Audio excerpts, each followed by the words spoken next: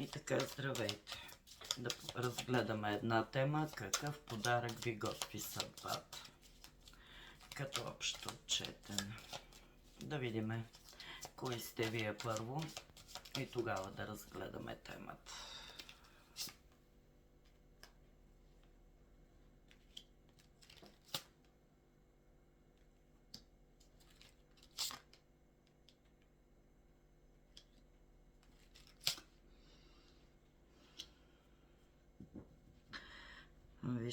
Виждам, че очаквах нещо различно по принцип, но ви виждам като решителен човек. Човек готов да отбранява себе си. Човек готов да се бори. Човек, който го е променил животът. Затова е станал такъв.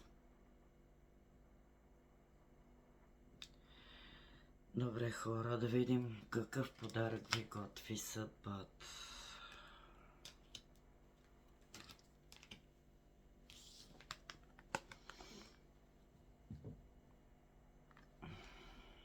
Добре. Съдбата ви готви подарък. Човек, навлизащ в живота ви.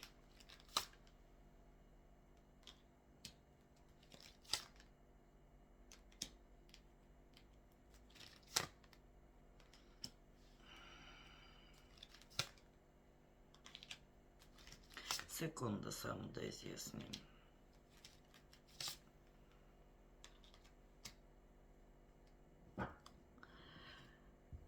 Този човек го познават. Определено го познават. Защото вече сте имали контакт с него.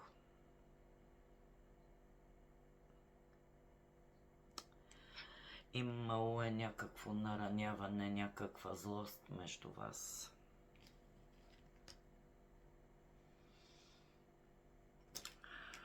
Някакви изясняване на отношения. Заради намесата на друг човек.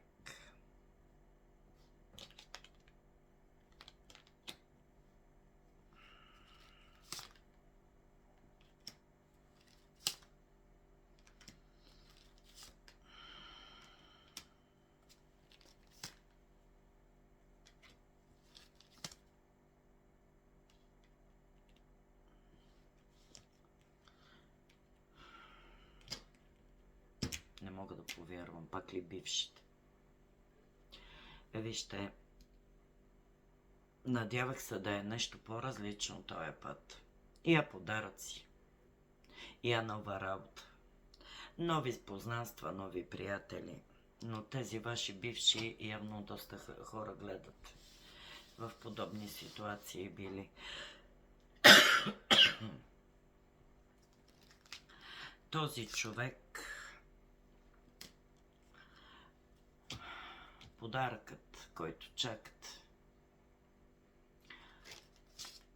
е завръщане в живота ви. На този човек прави избор относно вас за завръщане. Към този момент не сте заедно с този човек. В ступор са отношенията ви. Но този човек прави планове за завръщане към вас, хора. Действия към вас.